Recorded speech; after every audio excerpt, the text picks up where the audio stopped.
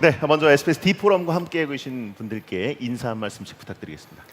네, 안녕하세요. 김민섭입니다. 안녕하세요. 김동식입니다. 반갑습니다. 감사합니다. 네. 살짝 두 분을 소개를 해드리면 김민섭 작가님은 나는 지방대 시간 강사다 대리사회를 포함해서 총 5권의 저서를 집필하셨고, 김동식 작가님은 회색인간, 네. 그리고 13일의 김나무, 세상에서 제일 약한 요괴를 포함해서 네. 요 역시 5권. 하지만 오늘부로 6권째 집필한 작가가 되십니다. 네. 네, 축하드립니다. 감사합니다. 예. 자, 저희가 SDF에서 사회 부조리에 용기를 냈던 사람들의 목소리도 많이 듣고 있는데, 김민섭 작가님은 나는 지방대 시간 강사다라는 책을 벌써 2015년에 309동 1201호라는 독특한 필명으로 연재를 하셨습니다. 어떻게 네네. 쓰시게 되셨는지 알려주실까요? 사실 저는 대학에서 3년 전까지는 문학을 공부하고 강의를 하는 사람이었습니다. 네. 대단히 부조리라고 할 만한 건 느끼지 못했고 즐겁게 살아가고 있었는데, 제가 그 여러 언론에 맥도날드에서 알바하는 젊은 교수님 이런 식으로 소개가 됐었어요. 그러니까 저는 건강보험을 보장받기 위해서 맥도날드에서 물류상하차 아르바이트를 하고, 그리고 이제 대학에서 또 강의를 하고 하는 삶을 살았는데, 그런 동안 어떤 하나의 물음표가 생겼습니다. 네. 왜 지식을 만드는 대학이라는 공간이 햄버거를 만드는 맥도날드보다도 더 사람을 사람답게 대하지 않고 있는 걸까? 그런 물음표를 가지게 됐고, 거기에 답하는 과정에서 이제 나는 지방대 시간 강사다라는 책을 쓰게 됐어요. 309동 1201호는 어딘가요? 제가 그 대학원생과 시간 강사 시절을 모두 보낸 네. 집의 주소예요. 원룸의 주소. 익명으로 이제 네, 집필하시기 네. 위해서. 그러니까 이 글을 실명으로 쓰게 되면 왠지 평범한 연구자로 살아갈 수는 없을 것이고 대학을 떠나야 할 것 같았거든요. 그리고 실제로 책이 나오고 저는 대학을 떠나게 되는데, 사실 왜 그랬느냐면 저는 강의실과 연구실이 대학교 안에만 있다라고 생각했는데 1년 3개월 동안 맥도날드에서 일을 했거든요. 일을 하다 보니까 또 사회에서 관계를 맺다 보니까 오히려 대학 바깥에 강의실과 연구실이 더 크게 마련이 되어 있구나.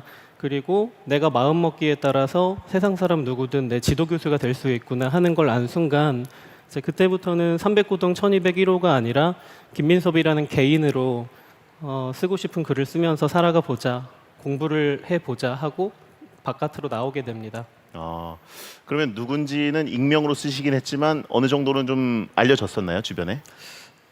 뭔가 이 사람일 거야 하는 의심은 다들 하고 있었는데, 아무래도. 네, 제가 아니야, 나 그 사람 아니야 이러니까 예. 다들 이제 말을 못 하고 그랬던 것 같아요. 집주인도 모르셨나요? 그 1201호.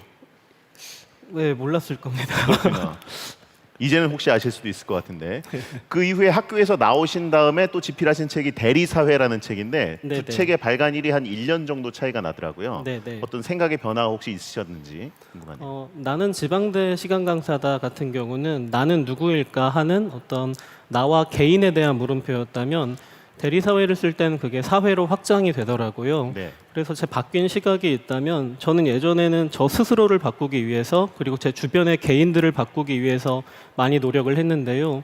그게 아니라 더욱 중요한 건 그 개인들을 감싸안고 있는 구조와 어떤 시스템을 바꾸는 것이 훨씬 중요한 일이 아닐까 생각하게 됐습니다. 네.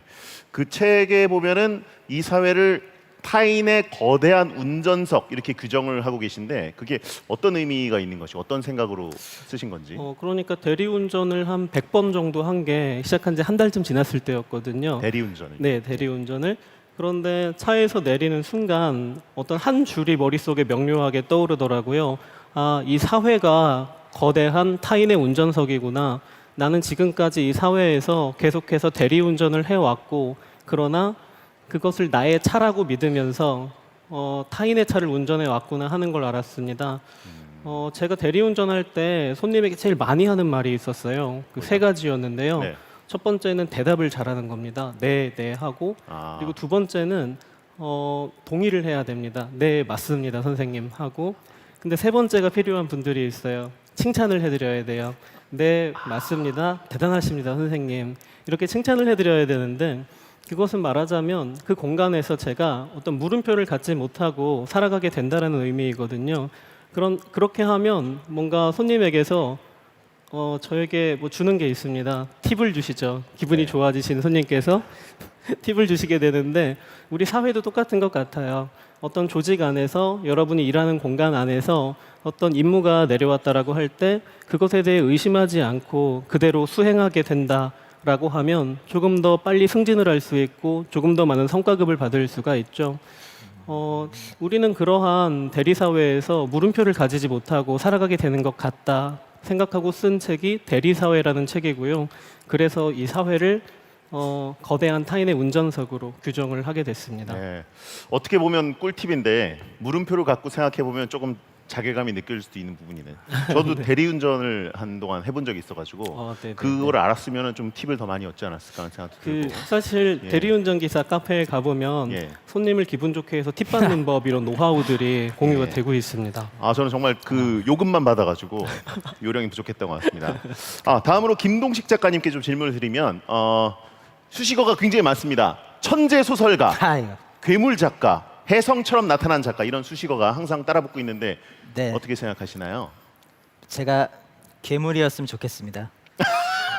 괴물이었으면 좋겠다. 아닌데 예, 글을 쓰시게 된 계기에 대해서 궁금해하시는 분들이 참 많습니다. 글을 쓴 계기는 정말로 아무것도 아니었고요. 그냥 네, 제가 공장에서 10년 동안 일하던 당시에 잡생각을 굉장히 많이 했어요. 네, 공장 일하는 환경이 이제 아침에 출근하면은 혼자 앉아서 하루 종일 똑같은 일을 반복하는 거예요. 이게 이 일을 혼자서 계속 하다 보니까 10년 동안 머릿속에 잡생각만 계속 하게 되는 거예요. 네.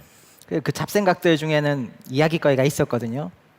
이거를 인터넷에 올릴 수 있더라고요. 누구나 요즘 글을 쓰니까. 그렇죠. 그래서 뭐 별 생각 없이 올렸는데 반응이 너무 좋아서 계속 쓰게 됐죠. 댓글이 좋아서 글을 계속 쓰게 되셨다. 네, 댓글 맞습니다. 보는 재미에 이런 얘기도 들었는데요. 제가 1년 반 동안 그 아주 짧지만 단편을 300편을 썼거든요. 오, 많이 쓰셨네요. 정말 더럽게 그렇게 많이 쓴 이유가 댓글 때문입니다. 오직 댓글이 나의 힘. 댓글 받으려고 썼거든요. 예. 댓글 중독자라서 네, 그거 받으려고 네, 네. 글을 계속 썼어요. 그게 그렇군요. 너무 좋았어요. 조금 기대에 못 미치는 댓글이 달리면 그러면 좀 다운되고 그러셨나요? 그렇죠. 보통은 제가 3일이라는 기간을 정해놓고 쓰는데 기대에 못 미치는 댓글이 달리면은 하루만 해도 빨리 더 기대에 맺힐 수 있는 걸 써야 돼 하고 바로 다음 날 쓰기도 하고 재미없는 걸 쓰면 바로 다음 새로운 걸 씁니다. 그렇군요. 네, 언젠가는 재밌거든요. 계속. 네, 작가님들도 많이 와 계실 것 같은데 작가님한테 가장 큰 압박이 이제 마감 압박 아니겠습니까? 근데 김동식 작가님은 약간 댓글 압박도 좀 받으셨던 거네요. 댓글 압박이 아니죠. 네. 댓글의 갈증. 갈증. 어떻게 하면 댓글 더 많이 받지? 주인공을 어떻게 죽여야 좋아하실까? 그렇군요. 디테일하게. 네. 그 SBS 라디오 컬투쇼에 보내신 사연이 소개돼서 그 이후로 자신감을 또 더 얻고 작가 데뷔하는데 큰 힘이 됐다 이런 인터뷰도 본 것 같은데 그럼 SBS 지분도 약간 있는 거 아닌가요? 한 7%? 7%예요? 네, 네. 정확하게 해주셨는데. SBS 만세. 감사합니다. 예, 살짝 숟가락을 얹어봤는데요. 김동식 작가님의 글을 읽으면 상상력이 정말 대단하다 이런 평가들을 많이 해주고 계십니다. 그 뭐 외계인의 침공도 있고 네. 또 신인류가 등장하고 굉장히 네. 설정 자체가 상상력이 풍부한 가운데 나오는 것들이 참 많거든요. 인간을 어떻게 들여다보고 계신 건지 질문해달라는 분들이 있었습니다. 인간은 그냥 무서운 시각으로 봐요. 왜냐하면 제가 글을 올리던 게시판이 무서운 글을 올려야 되거든요. 근데 귀신은 없잖아요. 예, 인간이 제일 무섭잖아요. 사람이 제일 무서우니까 사람이 어떤 면이 무서운가를 계속 생각한 거예요. 그래야 댓글을 받으니까. 네. 왜냐하면 인간에 대한 탐구 그리고 약간 고민이 들어가고 물음표가 있는 글을 올리시면은 이제 거기에 대해서 자신의 생각을 댓글로 달아주시거든요. 그게 재밌어요. 왠지 1대1로 소통하는 느낌이고 나만 쓰레기였구나 이렇게 다른 사람의 생각을 알 수 있어서 좋아요. 재밌어요. 네, 실례지만 그 게시판이 어딘지 혹시? 네, 알려주시면. 공포 게시판이라고 그 오늘 유명한 사이트에 있는 변방에 있는 공포물만 올라오는 사이트입니다. 오늘의 유머. 네, 오유라고 불리는 그 그렇죠. 오유인이셨군요. 그렇습니다. 예, 저도 오유인이었는데 반갑습니다. 김민섭 작가님도 오유인이셨던 걸로 알고 있는데. 네, 그 공부하다가 거기서 재밌는 글 보고 힘도 얻고 네, 그랬습니다. 그렇군요. 저는 베스트 게시판만 봐서 공포 게시판을 못 봤습니다. 제가 그래서 네. 김동식 작가님이 오신다고 해서 오유를 살짝 검색을 해봤더니 글을 삭제하시면서 이제 어딘가로 연재를 하게 됐다라는 소식, 아주 좋은 소식을 밝혀주니까 다들 엄청나게 응원을 해주시는데 네. 그 중에 댓글 하나가 작가계의 폴포츠다 이렇게 규정을 또 해주시더라고요. 마음에 드시나요? 감사합니다. 건대 한번 오세요. 밥 사드릴게요. 예, 감사합니다. 그 댓글 다신 분. 예, 저서가 이제 김민섭 작가님처럼 5권이셨는데 올해 SDF 2018과 콜라보레이션을 하면서 소설 단독 연재를 또 하시고 저서가 한 권 늘어나셨습니다. 네, 저서가 총 이제 6권이 되신 건데 가장 애착에 가는 책은 어떤 책인가요? 전 일본 회색 인간이 가장 많이 팔려가지고요. 네, 서평이 제일 많아요. 이제 책에서의 댓글은 이제 서평이거든요. 네. 서평 검색하기 가장 좋아서 그걸 제일 좋아합니다. 일본 회색 인간을. 역시 반응이 있어야 네, 반응이 있어야 쓰죠. 그렇군요. 회색 인간. 네. 이제 저희 주제가 개인의 발견이라고도 할 수 있겠는데 작작 브라더스 두 분은 또 서로를 발견한 인연이 있는 걸로 알고 있습니다. 이 북 콘서트의 제목과 마찬가지로 김민섭 작가님이 김동식 작가님을 발견한 적이 있다고 저희 들었는데요. 발견이라고 거창하게 말하기 못하지만 네. 제가 좀 나쁜 버릇이 하나 있는데 자기 전에 뭔가 추천을 많이 받은 인터넷 게시물을 읽는 거예요. 그걸 읽다가 잠이 들곤 하는데 어느 날 공포 게시판이란 곳에서 단편 소설 한 편을 읽었는데 너무 재밌는 거예요. 그래서 아이디가 뭘까 봤더니 복날은 간다였습니다. 그러니까 봄날은 간다가 아니요, 아니라 초복 중복할 때 복날은 간다. 예. 예. 그래서 아이디를 좀 참 대충 만들었구나 생각했는데 다음 날 또 너무 재미있는 소설이 올라왔는데 예. 또 복날은 간다인 거예요. 그래서 제가 대학에서 현대 소설을 전공했으니까 그래도 남들만큼은 소설을 읽었는데 이렇게 재미도 있고 나에게 큰 물음표를 주는 소설은 오랜만이다 생각하고 아이디를 기억했어요. 예. 그런데 그런 일이 이틀에 한 번씩 반복이 돼서 네가 언제까지 이런 재미있는 소설을 쓰나 두고 보자 한 게 1년 반이 지난 거예요. 300편을 썼더라고요. 그래서 한번 만나보고 싶어졌어요. 사람인지 아닌지 물리적으로 이게 가능한 건가. 근데 제가 그때 김민섭이 만난 젊은 작가들이라는 인터뷰 지면을 하나 하는 게 있었거든요. 네. 이 사람을 만나면 되겠구나 해서 카페에서 만났습니다. 만나서 이제 이것저것을 묻다가 이 사람은 정말 작가가 되어야겠구나. 그리고 이 사람의 책을 내 책꽂이에 꽂아두고 싶다 하는 마음이 생겨서 제가 이제 책을 쓰고 좀 많이 도움을 받은 요다 출판사의 한기호 대표라는 분께 이 글을 좀 보여드렸어요. 20편을. 그 대표님이 그날 밤 12시에 저한테 전화를 하시더라고요. 전화하셔가지고 아니 민섭 씨 이런 작가가 그동안 어디에 숨어 있었죠? 이래서 제가 찾았습니다 대표님 이렇게 야. 말씀을 드리고 책이 나오게 됐죠. 그렇군요. 네. 그럼 이게 그 닉네임이라고 해야겠네요. 필명이 아니라. 네. 복날은 간다를 처음 만나셨을 때 첫인상은 어떠셨나요? 김민섭 작가님은. 정말 저는 이 작가님이 책에서 네. 요괴나 외계인을 많이 사용하세요. 예. 딱 만났을 때 느낌은 글 쓰는 요괴 같은 사람이 진짜 요괴처럼 막 네, 뭔가요? 모든 게요. 네. 아니 카페에서 만났는데 제가 처음에 작가님 안녕하세요 한눈에 알아보고 네. 뭐 드시겠어요 하고 여쭤보니까 그때 답변을 아직 잊을 수가 없어요. 이런 데서 뭘 먹어야 되나요 하고 물어보셨는데 33살에 카페라는 곳을 거의 처음 와보셨다고 그러시더라고요. 뭔가 정말 요괴 같은 사람이었어요. 뭐 놀랄 일인가요? 놀랄 일이라기보다는 네. 글쎄 요즘 세상엔 조금 놀라도 될 일 같긴 합니다.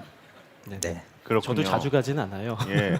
근데 김동신 작가님이 원래 출판 제의를 그 전에도 좀 받았던 걸로 알고 있는데 네. 이렇게 김민섭 작가님을 만난 이후에 출간 결정을 한 이유는 어디 있을까요? 출판을 굉장히 어렵게 생각했어요. 저는 막연하고 나랑 평생 인연이 없는 세계 같고 네. 굉장히 복잡할 것 같고 생각했는데 정말 간단하게 말씀해 주신 거예요. 저는 누가 할 일 정해주는 걸 좋아하는데 그동안 쓴 것 중에 20개만 골라서 보내주세요. 그럼 다 끝납니다 하는 거예요. 네. 너무 간단하잖아요. 그러네요. 네, 알겠습니다 하고 집에 가서 10분 만에 그냥 보내드리고 저는 편했죠. 아니 그렇게 간단한 일은 아니에요. 근데 예. 글이 너무 좋았고 저는 팬이었기 때문에 글만 주시면 어떻게든 내가 한번 이 책이 나오는데 기여를 해봐야겠다 생각을 했고 아, 출판사 대표께서 저한테 이 책을 제일 잘하는 건 아마 민섭 씨일 테니까 당신이 이 책의 기획자를 한번 맡아보라. 그러니까 목차도 짜고 제목도 정하고 편집에도 관여를 하고 한번 이 책을 같이 만들어보자라고 하시더라고요. 네. 정말 영광이었어요. 한 사람의 독자로서 한 작가에게 미칠 수 있는 어떤 최대치의 영향이 아닐까 기쁩니다. 아주. 대단하네요. 김민섭 작가님도 아주 큰 또 역할을 하시기도 했는데 김동식 네. 작가님은 독자들이 업어 키운 작가다 이런 이야기를 많이 했었거든요. 많이 키워주셨습니다. 예, 업어 키운 독자들의 반응은 출간 이후에 어땠습니까? 굉장히 기뻐해 주셨어요. 그리고 제가 책이 3권이 동시에 나왔는데 네, 아니 3권을 다 구매해 주신 거예요. 선뜻. 세트로. 비싼데 예. 그렇게 구매해 주시면서 하시는 말씀이 오히려 드디어 그동안 공짜로 본 값을 하게 됐네요. 감사합니다. 저한테 감사하다고 하시는 거예요. 정말 너무 감동적이었어요 그때. 공짜로 감사합니다. 보던 것을 이제 드디어 값을 지불할 수 있게 돼서 네, 그런 말씀은 말을 정말 예쁘게 하세요. 진짜 대단하군요. 대단하세요. 예, 김동식 작가를 발견한 김민섭 작가님 기분도 참 궁금한데 이게 성공적으로 이렇게 출간이 되고 좋은 반응을 얻게 됐을 때 그 영향력에 대해서 어떤 기분을 이렇게 느끼셨는지. 일단 한 사람의 독자로서 너무 기쁜 일이고요. 네, 저는 이 작가가 잘 됐으면 좋겠다는 생각을 했거든요. 근데 저 같은 생각을 한 사람들이 아주 많았던 거예요. 그래서 이 작가가 잘 됐으면 좋겠다라는 개인의 마음들이 모여서 2018년을 대표했다 할 수 있는 한 사람의 소설가를 만들어냈잖아요. 네, 이건 정말 대단한 일이에요. 한국에서 소설가가 되는 길은 하나로 정해져 있죠. 등단을 해야 합니다. 문학상이나 신춘문예에서. 그리고 심사위원들, 교수님이나 소설가들께서 심사를 거쳐서 그래 이 사람을 등단시키자라고 약속을 해야 소설가가 탄생하는 것인데 김동식 작가는 그런 심사위원들이 아니라 무수한 독자들이 끌어올린 그런 작가라는 점에서 정말 시대적 가치가 있지 않을까 하고 막 자랑을 해봅니다. 그렇군요. 두 분도 이제 데뷔하신 과정 자체가 좀 상당히 독특하다고 볼 수가 있겠는데 네, 출판 업계도 이제 과거와는 좀 많이 달라지고 있는 것을 혹시 느끼고 계신가요?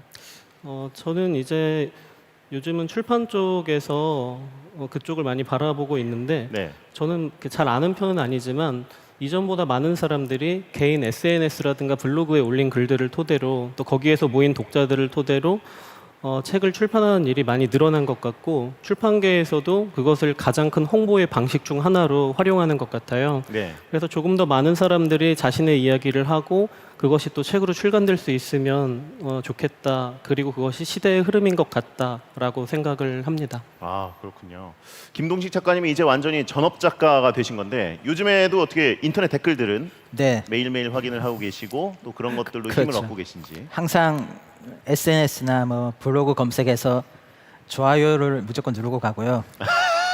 작가가 제일 먼저 좋아요를 누릅니다. 네, 볼 때마다 기분이 너무 좋아요. 칭찬을 너무 잘해.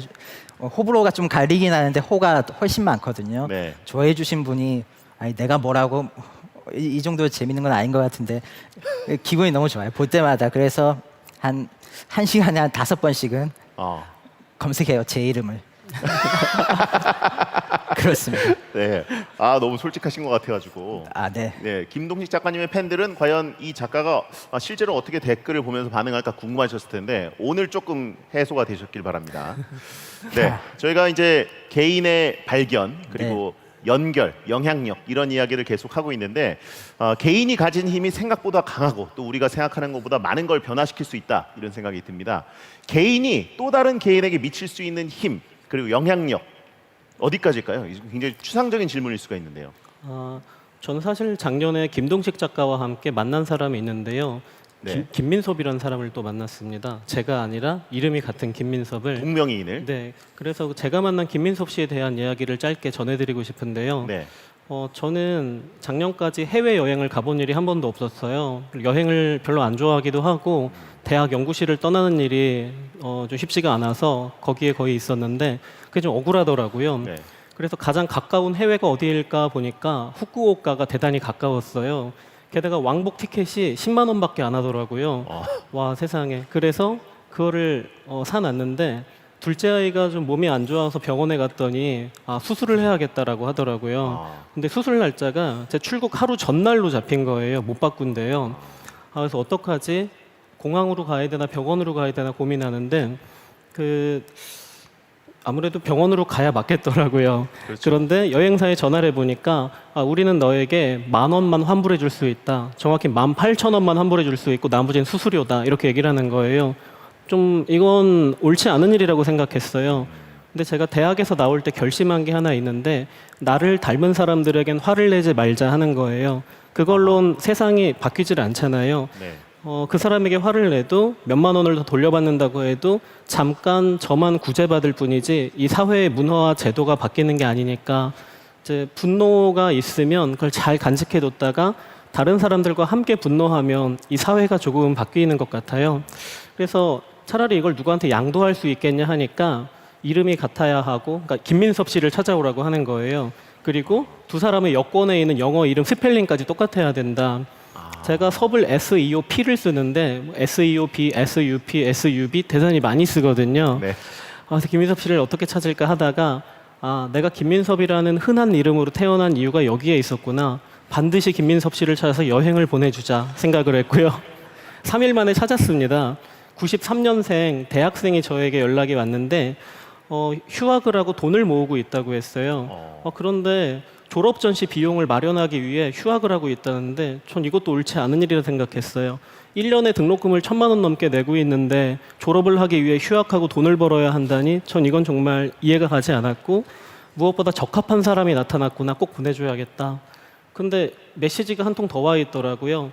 저는 고등학교 선생님인데 저희 학교에는 항공권을 지원해줘도 여행을 가지 못할 가난한 학생들이 많다. 어딘가에 있을 김민섭 씨도 그럴지 몰라서 내가 숙박비를 대신 지원해주고 싶다 하고 30만 원 정도를 지원해 주신 거예요. 네. 그리고 어떤 분은 내가 후쿠오카에 다녀왔는데 그린 패스권이 2장 남았다. 이게 있으면 후쿠오카에서 공짜로 버스를 탈 수 있으니까 등기로 붙여주겠다.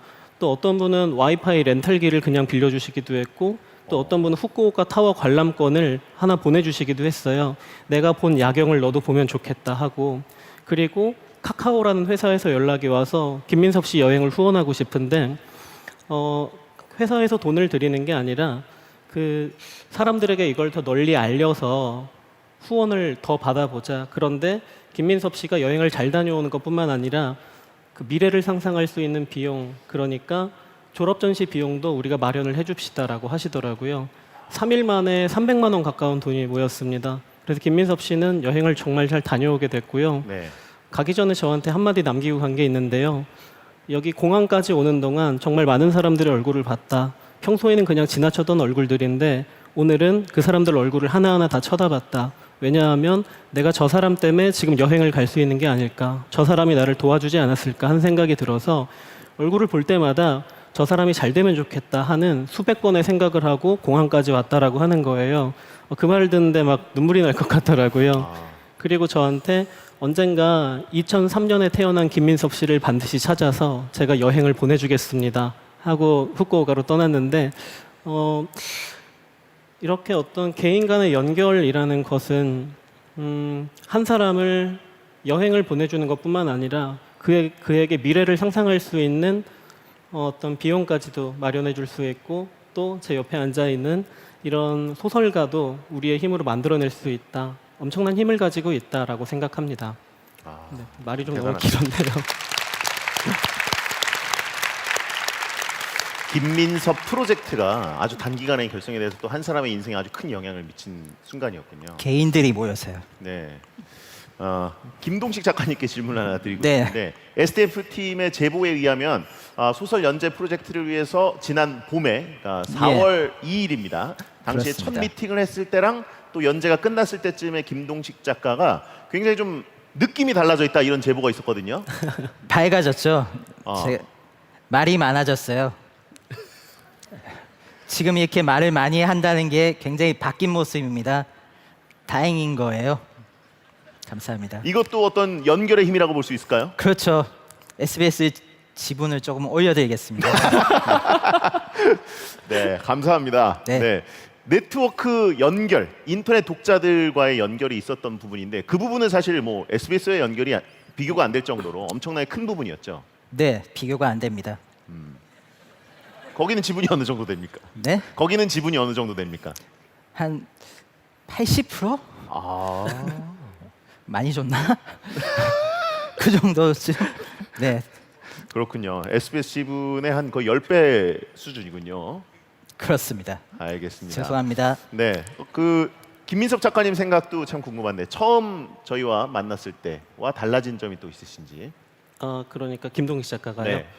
사실 카페에서 김동희 작가를 바로 알아봤는데 가장 어두운 사람을 이었거든요. 그 안에서 뭔가 어두운 기운이 거기서 뿜어져 나오고 있어서 아, 저 사람이구나 알았는데 네. 지금은 너무나 밝아졌어요. 그리고 무엇보다 말도 많아지시고 네. 예전에 출판사 대표님하고 2시간 동안 둘이서 딱 2마디 하셨더라고요. 인사 나누고 예. 둘이서 국밥 먹고 그냥 나오셨다고.